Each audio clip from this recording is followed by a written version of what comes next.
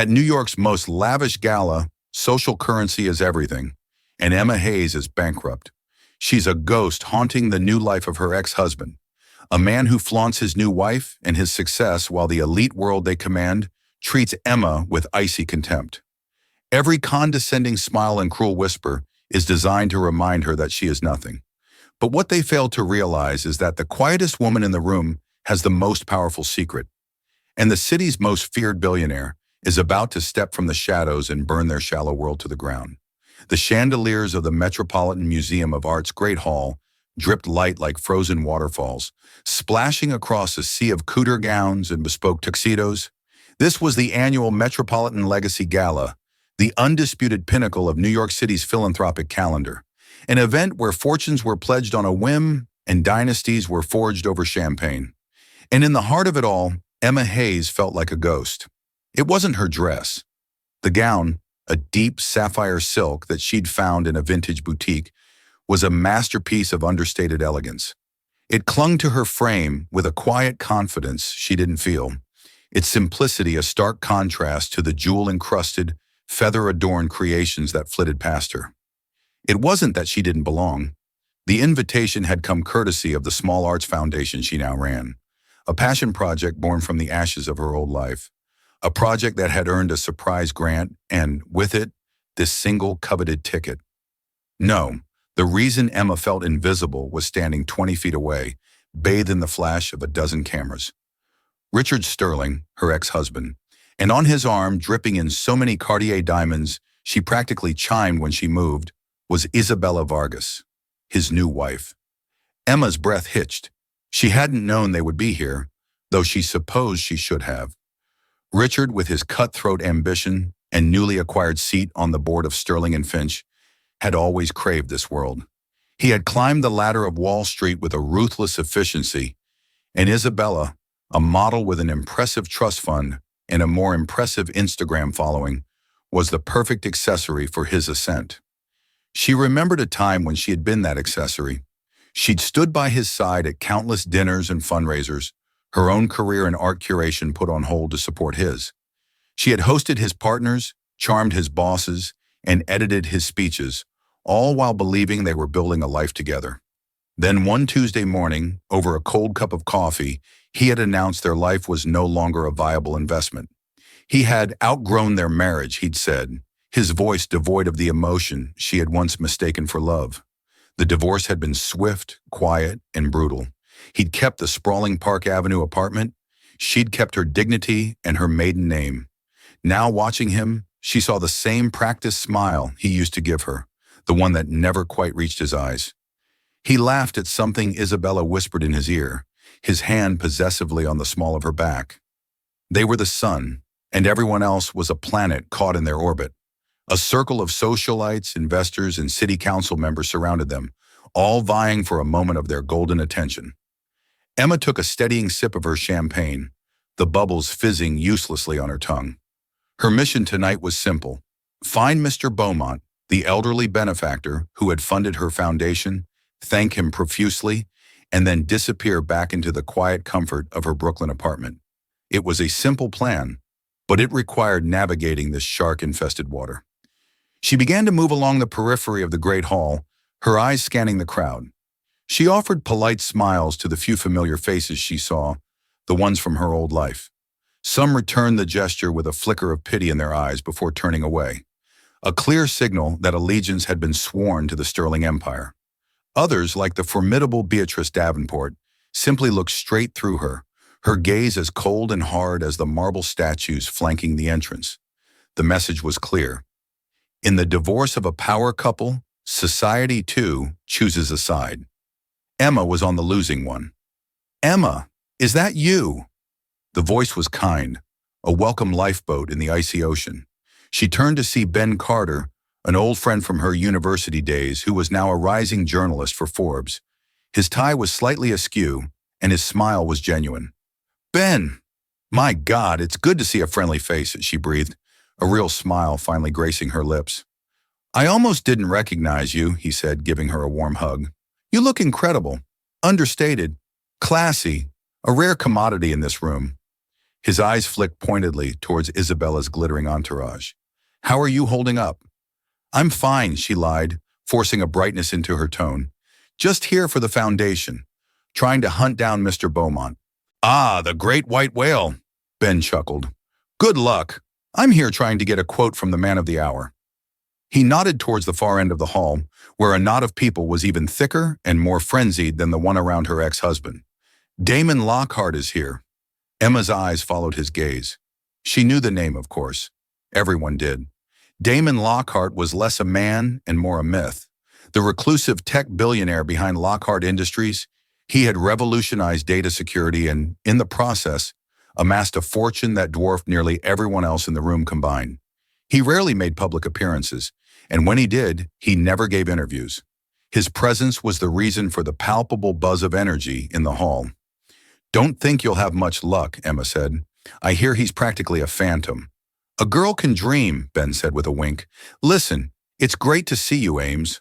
Truly. Don't let these peacocks get to you. You're worth 10 of them."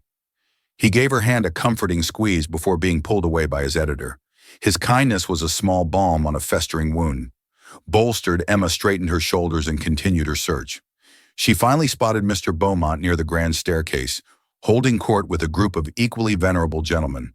Steeling herself, she began to make her way through the throng.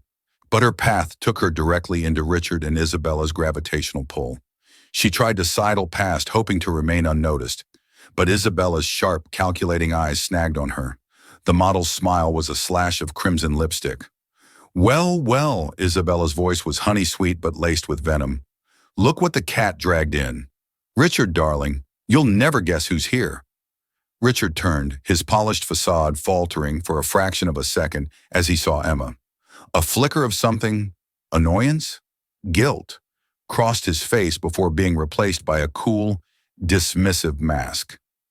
"Emma," he said, his tone flat, as if greeting a distant, slightly embarrassing acquaintance. "I wasn't aware your little charity qualified for a seat at this table." The circle around them fell silent, all eyes turning to watch the unfolding drama. Emma felt a hot flush creep up her neck. The ghost was finally being acknowledged, but only to be exorcised. "It's a foundation, Richard," she replied, her voice steady despite the frantic hammering of her heart. "And we were fortunate enough to receive the Beaumont grant this year." Isabella let out a tinkling, artificial laugh. "The Beaumont grant? Oh, that's adorable. It's for struggling artists, isn't it?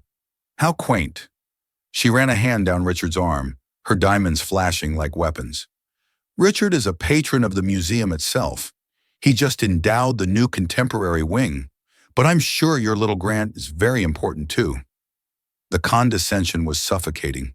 Every word was designed to remind Emma of her place, of how far she had fallen while they had soared. She felt the stares of the onlookers, their faces a mixture of morbid curiosity and smug satisfaction. She was the evening's entertainment, the cautionary tale, the ex-wife who couldn't let go.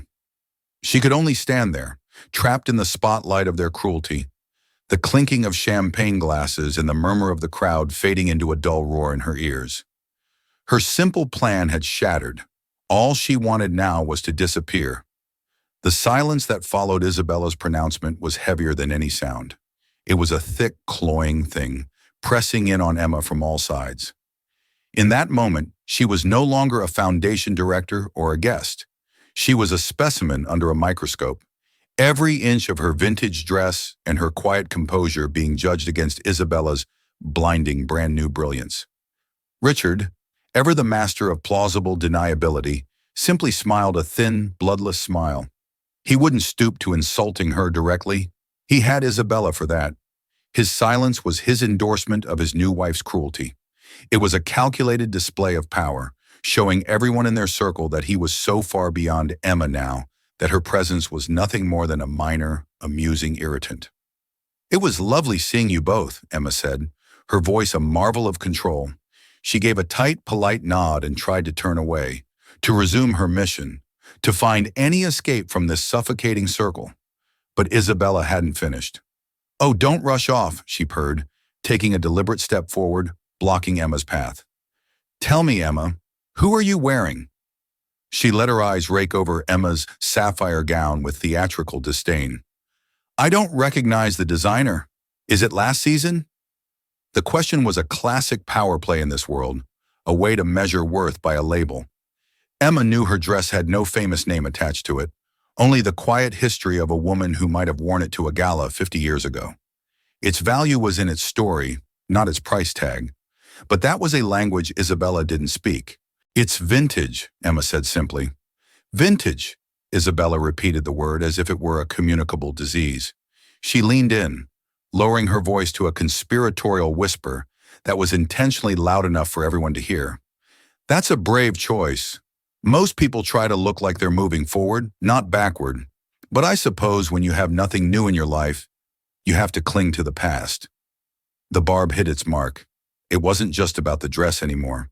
It was about her life, her divorce, her perceived failure. A few people in the circle tittered nervously. The humiliation was a physical thing now, a hot poker pressing against her sternum. She could feel her composure beginning to crack, the careful walls she had built around her heart starting to crumble. She looked at Richard, a silent plea in her eyes. Stop this, please. For a moment she saw a flicker of the man she had once loved, a shadow of discomfort in his gaze. But it was gone as quickly as it appeared, replaced by the cool indifference of a stranger. He gave a slight shake of his head, a clear signal that he would not intervene. He had made his choice. This was his new kingdom, and she was an unwelcome intruder. If you'll excuse me, Emma said, her voice barely a whisper. She finally pushed past Isabella, not caring about the faux gasp of offense the model gave. She didn't look back. She couldn't. She walked, her head held high, though she felt like she was wading through tar. The whispers followed her, slithering across the marble floor like snakes. So embarrassing, just showing up like that. Her Richard looked so much happier now. Did you see her dress?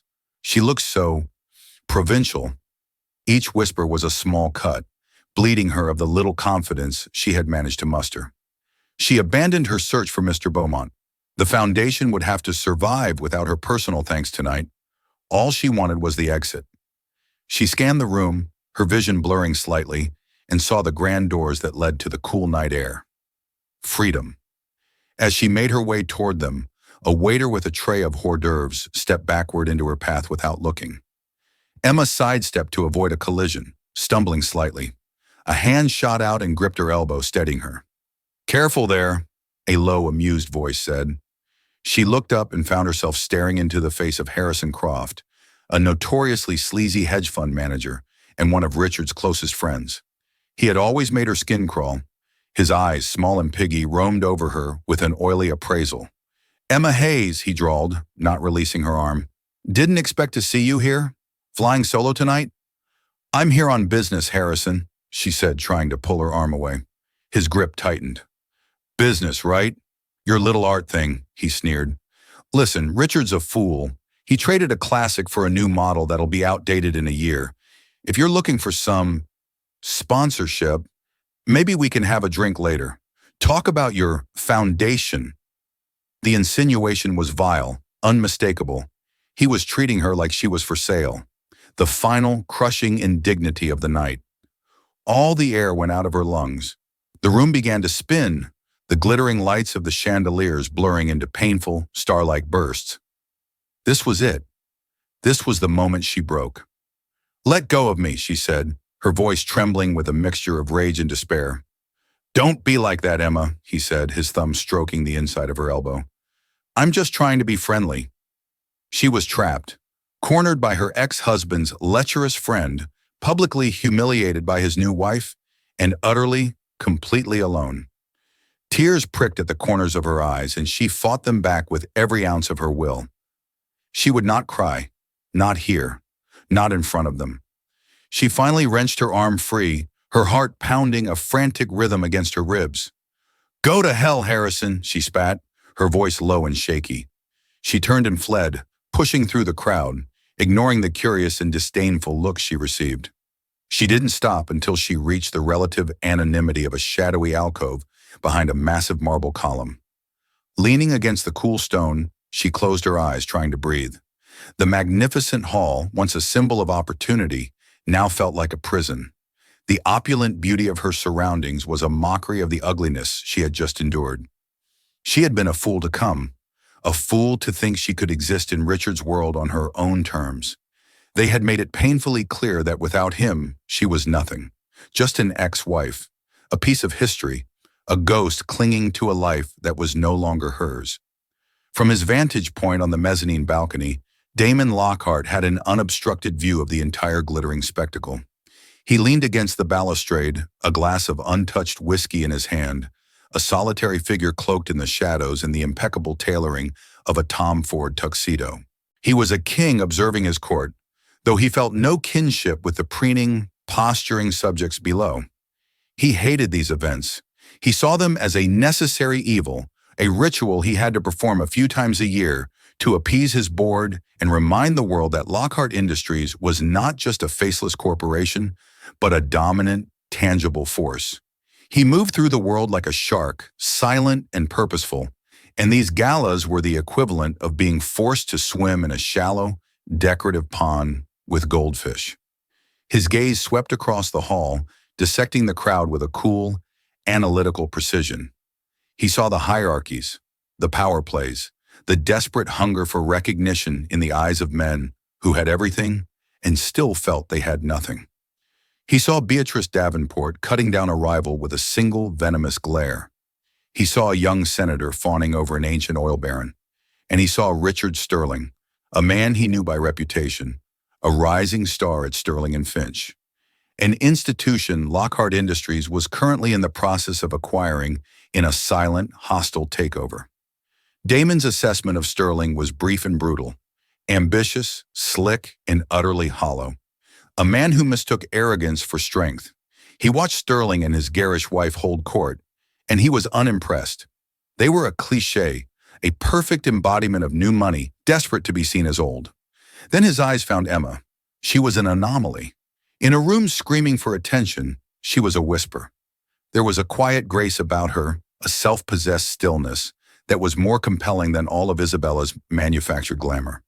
He watched as she navigated the room, noting the subtle slights, the turnbacks, the way the circles of conversation seemed to magically close as she approached.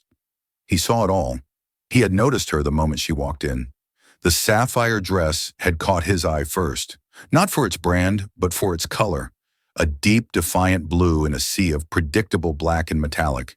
And then he'd seen her face. There was a story there, in the faint lines of exhaustion around her eyes and the resolute set of her jaw. It was a face that had known disappointment, but had refused to be defeated by it. His gaze remained fixed on her as she approached Richard Sterling's group. Damon's hearing was sharp, and from his perch, he could just make out the cadence of the conversation. He didn't need to hear the exact words. He could read the scene in the tightening of Emma's shoulders, the smug, predatory smile on Isabella's face, and Richard's cowardly inaction. He watched as Isabella leaned in, her voice a poisonous dart, and saw the way Emma flinched, as if struck by a physical blow. A muscle in Damon's jaw tightened. He despised bullies. He'd spent his life fighting them, from the playgrounds of his bleak childhood to the cutthroat boardrooms of his adulthood. He recognized the particular brand of casual cruelty wielded by the insecure and the privileged, and it ignited a cold, controlled fury within him. He continued to watch as Emma made her escape, his eyes following her until she was accosted by Harrison Croft. Damon knew Croft too, a bottom feeder who got rich on other people's misery. He saw the man's hand on Emma's arm, the leering look on his face, the way her body went rigid with revulsion. And in that moment, a decision that had been hovering in the back of his mind for weeks solidified into an unshakable resolve. He had been patient. He had been waiting for the right moment, the right stage. He'd thought perhaps a quiet press release or a carefully managed announcement was the way to do it. But watching this raw public humiliation, he realized that subtlety was an indulgence he could no longer afford. Some statements needed to be made with the force of a thunderclap, not the whisper of a breeze. He straightened up, placing his untouched whiskey on a passing waiter's tray. His movements were fluid and deliberate, devoid of any wasted motion. His personal security chief, a formidable man named Peterson, who was never more than 10 feet away, materialized at his side. "Sir?" Peterson asked, his voice a low rumble. "I'm going downstairs, Peterson," Damon said, his voice calm but with an undercurrent of steel. "Have the car brought to the front. We'll be leaving shortly."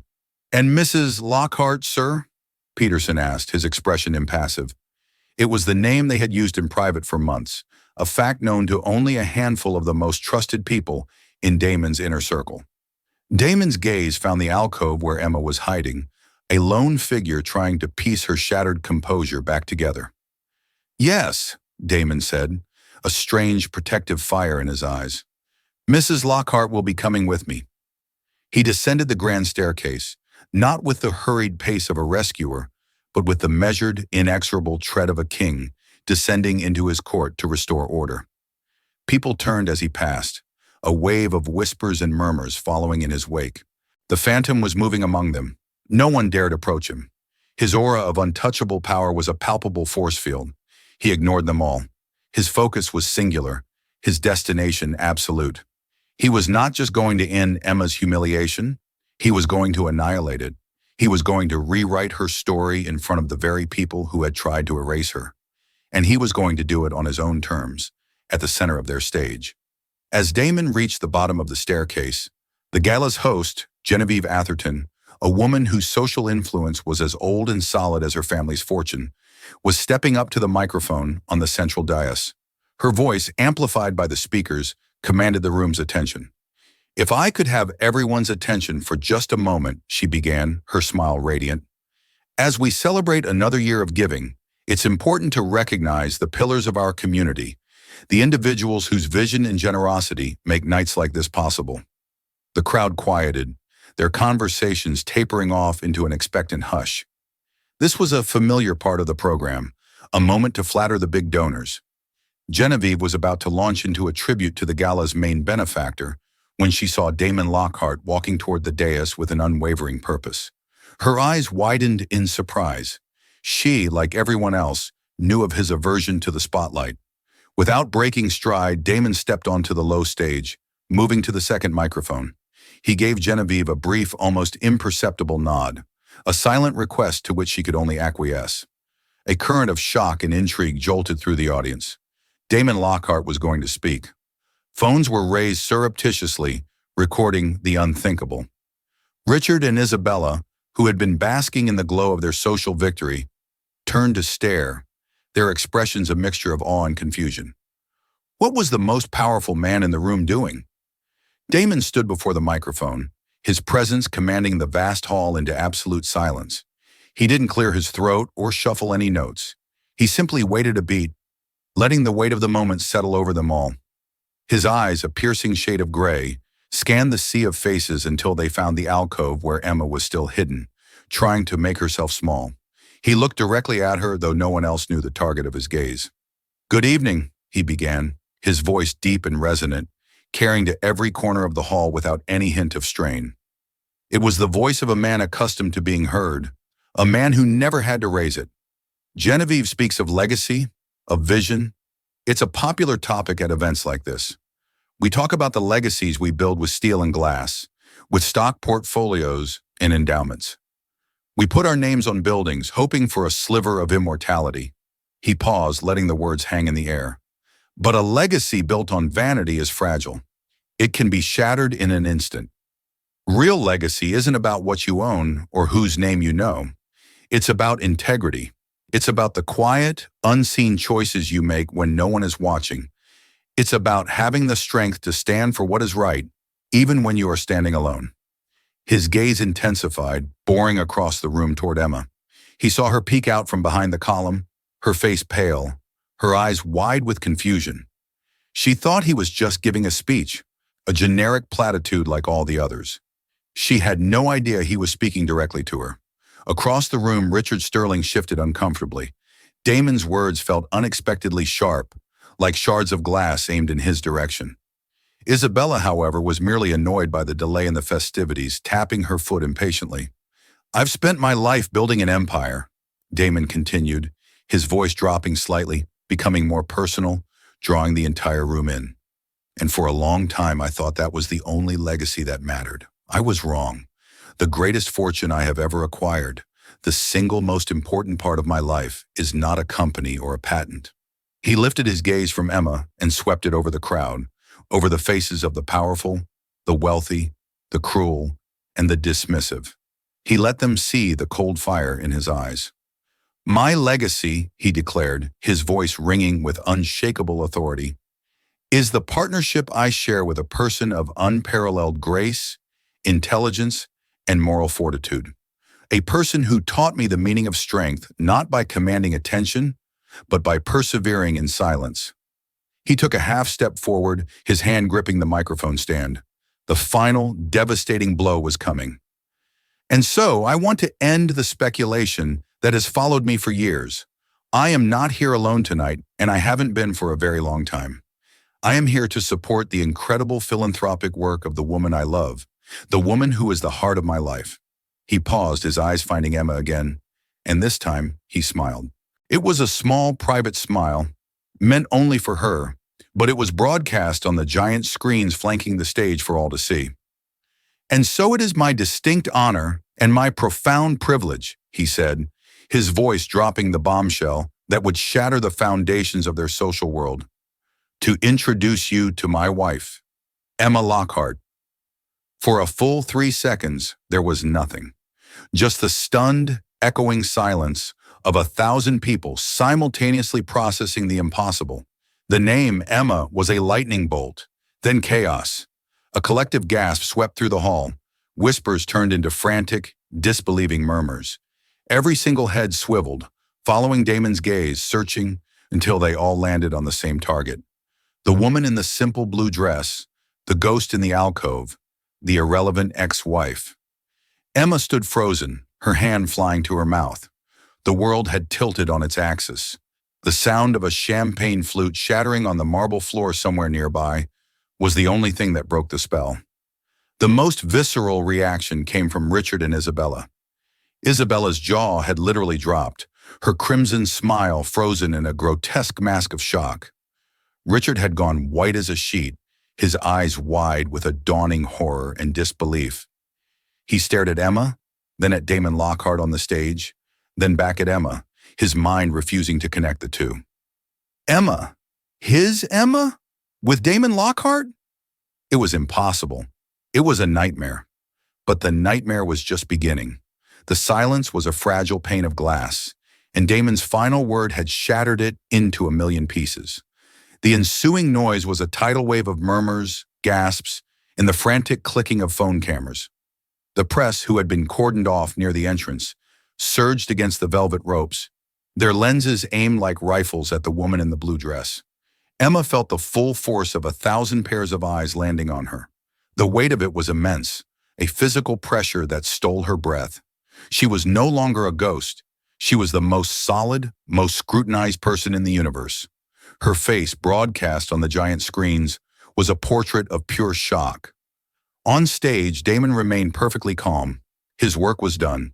He gave another slight nod to the stunned Genevieve Atherton, turned away from the microphone, and descended the dais steps. He did not look at the clamoring press or the gaping socialites.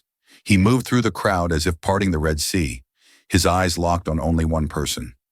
As he approached, people scrambled out of his way. The same individuals who had looked through Emma moments before now stared at her with a new, feverish intensity, their minds racing to recalibrate her status. She was not the forgotten ex-wife. She was the secret queen. He reached her alcove.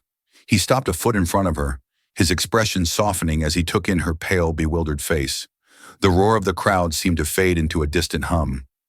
"Damon," she whispered, her voice trembling. "What did you do?" "I told them the truth," he said simply, his voice a low, reassuring rumble meant only for her. He extended his hand. "Are you ready to leave?" She stared at his outstretched hand, then back at his face. This was real. This was happening. Numbly, she placed her hand in his. His grip was warm and firm, an anchor in the swirling vortex of her reality. He laced his fingers through hers and turned, leading her out of the shadows and into the brilliant, chaotic light. The moment they stepped forward together, a fresh wave of pandemonium erupted. The flash of cameras was a blinding, strobing strobe light. Questions were being shouted from all directions. Mr. Lockhart, when were you married? Mrs. Lockhart, why the secrecy? Emma, what do you have to say to your ex-husband? Damon ignored them all, his body positioned slightly in front of Emma's, shielding her from the worst of the onslaught. Peterson, his security chief, appeared as if from nowhere, clearing a path through the throng with two other plainclothed guards. Emma caught a glimpse of Richard and Isabella as they were swept past. Isabella's face was a mask of pure, unadulterated fury and disbelief. Her perfectly constructed world had been demolished. She had built her identity on being the woman who had won, who had snagged the successful Richard Sterling. But she hadn't just been upstaged, she had been rendered utterly insignificant. The woman she had mocked and belittled was married to a man whose net worth could buy and sell Richard's company 100 times over without noticing the expense. Richard's expression was even more devastating. It was a cocktail of horror, regret, and the sickening, dawning realization of the magnitude of his mistake. He wasn't just looking at his ex-wife, he was looking at the living embodiment of the greatest miscalculation of his life. He had discarded a lottery ticket that had turned out to be the winning billion-dollar prize. He had traded a diamond for a piece of glass. His face was ashen, his eyes hollow. His social ascent had just hit a granite ceiling. In snubbing Emma, he had unknowingly snubbed the wife of Damon Lockhart. In the brutal calculus of this world, he was finished. Damon led Emma through the great hall, past the frozen statues and the stunned faces, and out into the crisp night air on the steps of the Met. A black, custom-built Bentley was waiting at the curb, its engine purring. Peterson held the door open. Damon helped her inside before sliding in beside her. The door closed with a heavy, satisfying thud, sealing them off from the noise and the flashing lights. The car pulled smoothly away from the curb, leaving the chaos of the Gala behind them. For a long moment, they sat in silence, the only sound the soft hum of the engine as they glided through the streets of Manhattan. Emma stared out the window, watching the city lights blur past, her reflection a ghostly image on the glass. Her hand was still clutching his. "You should have warned me," she finally said, her voice quiet. He turned to face her, his expression serious. "I didn't decide until I saw Croft put his hands on you. After what Isabella and Richard had already done, I was going to wait. But they pushed it too far. They humiliated you, Emma. I wasn't going to let that stand." Tears she had refused to shed inside the museum now welled in her eyes. They weren't tears of sadness or humiliation anymore. They were tears of overwhelming relief, of shock, of a profound, bone-deep gratitude that left her shaking. "Why, though?" she asked, her voice cracking. "Why like that? In front of everyone?" "Because they needed to see," he said, his voice laced with a cold anger. "People like them only understand one thing: power. To them, you were worthless because you had no perceived power. I had to correct their perception, drastically, so that no one will ever treat you that way again." He raised her hand to his lips and pressed a gentle kiss to her knuckles. "It's the truth, Emma," he murmured against her skin. And it was long past time the world knew it. The full weight of his words, of his actions, finally settled upon her. He hadn't just defended her, he had validated her. He had taken her broken narrative and rewritten it with thunder and lightning. He'd shown the world that her worth was not, and had never been, tied to Richard Sterling. It was tied to him, and now to herself. The Bentley moved silently through the city, a hermetically sealed bubble of peace gliding through the vibrant chaos of New York. Emma leaned her head back against the cool leather, her mind reeling, trying to connect the impossible events of the evening to the quiet, private life she had been living. To understand the thunderclap, she had to remember the rain. It had started 6 months ago, on a miserably wet Tuesday. Her divorce from Richard was final, the ink still feeling raw on the paper. She had just moved into a small but sunny apartment in Brooklyn, and her foundation was little more than a dream operating out of her spare bedroom. That afternoon, the server hosting her foundation's fledgling website had crashed. Panicked, she had called the tech support number for the hosting company, a small, unassuming subsidiary of a larger, faceless tech conglomerate. The man who answered had a calm, deep voice. He didn't sound like a typical call center employee. He introduced himself simply as Locke. He listened patiently to her frantic explanation, his silence oddly comforting. Instead of walking her through a script, he asked intelligent, insightful questions. Within 20 minutes, he had not only fixed the problem, but had also identified a vulnerability in her code and rewritten it for her, emailing her the patch. "You should be charging for this level of service," she had said, amazed. A low chuckle came through the line. "Consider it a donation. I like what you're trying to do. The art world needs more people who care about the artists, not just the price tags." Intrigued, she had looked up the hosting company. It was owned by a firm called Oak Haven Ventures, which was, in turn, a subsidiary of Lockhart Industries. A thrill of disbelief had shot through her. She called the number back. "Locke," she had said. "Is your first name by any chance Damon?" There was a long pause on the other end of the line. "You're resourceful," he finally said, a hint of amusement in his voice. "I was stress testing our new customer service AI integration, taking a few calls myself to see the system from the user's end." That was how it began, a random 1 in a billion tech support call. He was intrigued by her passion for her foundation. She was intrigued by the most powerful man in the tech world personally answering support tickets. He asked if he could buy her a coffee to discuss her foundation's security needs further. She agreed, half expecting a slick executive in a suit to show up. Instead, Damon Lockhart met her at a hole-in-the-wall coffee shop in her neighborhood, wearing jeans, a simple gray t-shirt, and a baseball cap pulled down low. He was quieter than she expected, more intense. His fame and wealth seemed like an ill-fitting coat he wore only when necessary. In person, he was just a man, a brilliant, watchful, and unexpectedly lonely man. They talked for 3 hours. She told him about her past, about Richard, not as a complaint, but as a statement of fact that had led her to where she was now. She spoke of her belief that art could heal, that it wasn't just a commodity for the rich. He listened with a focused stillness that made her feel like she was the only person in the world. He, in turn, told her about his own past, a childhood spent in foster care, a brilliant mind that found solace in code because it was logical and fair, unlike people. He spoke of building his empire not for the money, but for the control to never be powerless again. She saw the vulnerability beneath his formidable reputation.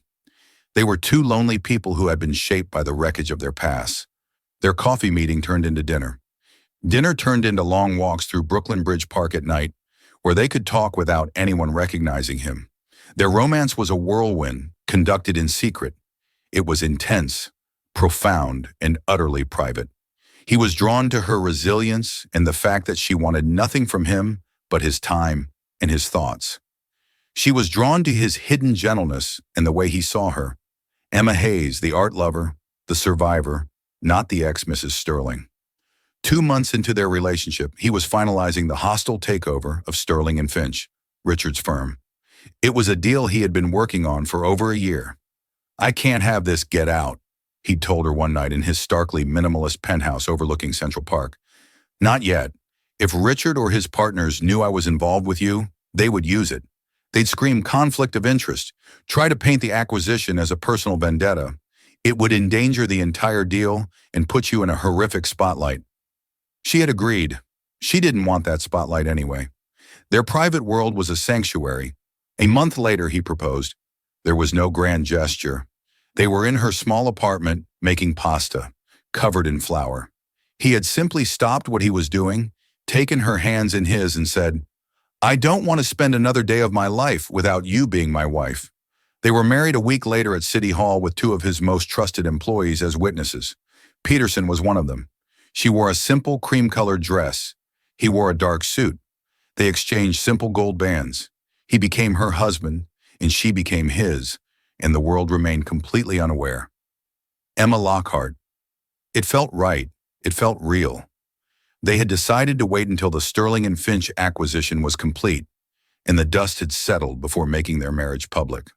They lived a bifurcated life. To the world, he was the reclusive Damon Lockhart, and she was the struggling founder of a small arts foundation. In private, they were husband and wife, building a life together in the quiet moments the world didn't see. The invitation to the Met Gala had been a complication. Her foundation had received the grant, and it was expected that she attend. "You should go," Damon had insisted. "It's a huge night for your foundation. You earned this. I'll be there, but I'll stay in the background. No one will connect us." "What if I see Richard?" she had asked, a knot of anxiety tightening in her stomach. Damon's expression had hardened. "You hold your head high," he had said, his voice firm. "You are not the woman he left. You are my wife. Remember that, even if no one else knows it yet. You have nothing to be ashamed of."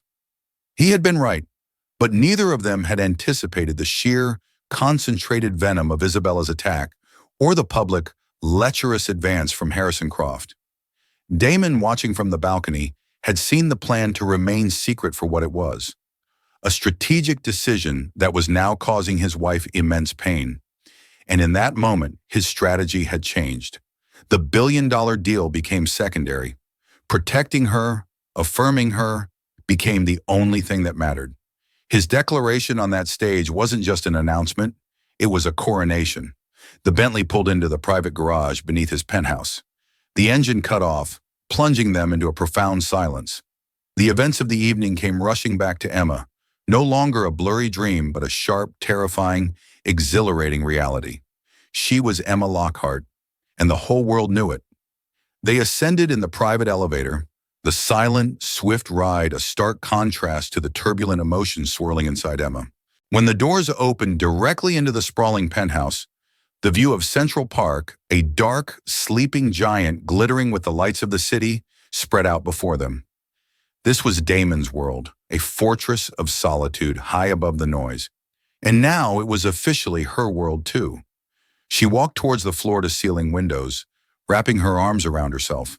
Her reflection stared back at her, the woman in the sapphire dress, her face still pale with shock, her eyes wide with the enormity of it all. "The deal," she said quietly, turning to face him as he came to stand beside her. "Sterling and Finch, what about the deal?" "My legal team is already handling it," Damon said, his tone dismissing it as a minor concern. "They'll issue a statement clarifying the timeline of our relationship, making it clear it began long after the acquisition was set in motion. There will be noise, but it won't stop it.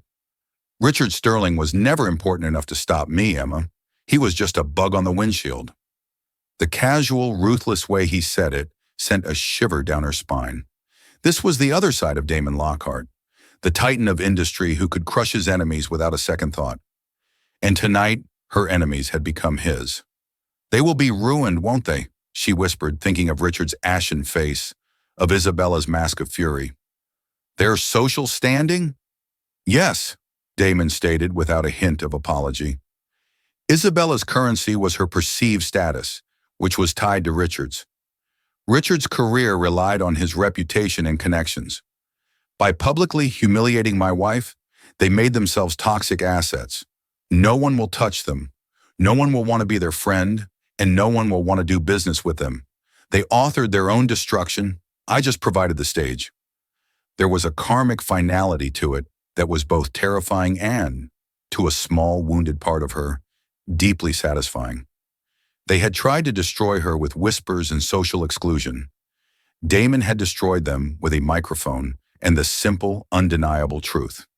He stepped closer, his hands coming to rest on her shoulders. His gaze was intense, searching her face. "Was it too much, Emma? Was I wrong to do it that way?" She looked into his eyes, the gray depths that held both a fierce, protective fire and a quiet, profound vulnerability that only she was allowed to see. She thought of the suffocation she'd felt in that hall, the crushing weight of their judgment, the feeling of being utterly worthless and alone. And then she thought of the moment he'd said her name, the way the entire world had shifted to acknowledge her existence, her value. "No," she said, her voice clear and strong. "You weren't wrong." A wave of emotion washed over her, and she stepped into his embrace, burying her face in the crisp fabric of his suit. He wrapped his arms around her, holding her tightly, his hand stroking her hair. She felt the solid, steady beat of his heart against her ear. Here in his arms, she was safe. She was home. "I love you," she murmured into his chest. "I love you, Emma Lockhart," he replied, his voice a low, possessive rumble. Never forget who you are. He tilted her chin up, and his lips met hers. The kiss was not frantic or desperate. It was a kiss of sealing, of promise. It was the end of their secret history and the beginning of their public future. When they broke apart, a wry smile touched her lips. Our lives are going to be very different tomorrow. They are, he agreed, his own smile mirroring hers. No more hiding, no more separate lives, just us. The sun would rise in a few hours. The gossip columns would be on fire. The financial news would explode. Their phones would ring off the hook. A storm was coming, but for the first time, Emma wasn't afraid. She wouldn't be facing it alone. She would be facing it beside her husband, the king who had stepped out of the shadows to claim his queen, not to give her his power, but to finally show the world the power she had possessed all along. That night, a ghost became a queen, and a whispered name became a roar. Emma's story is a powerful reminder that your worth is never determined by the people who discard you. True power doesn't come from a label on a dress or a name on a building. It comes from integrity, resilience, and the quiet strength to remain true to yourself when the world tries to tell you you're worthless. The people who judged Emma were blinded by the superficial, and in the end, their own world was shattered by a truth they were too arrogant to see. What did you think of Damon's epic reveal? Was it the perfect karmic justice for Richard and Isabella? Let us know your thoughts in the comments below. If this story moved you, please hit that like button, share it with someone who needs to hear it, and don't forget to subscribe for more stories of justice, love, and unexpected triumphs. Thank you for listening.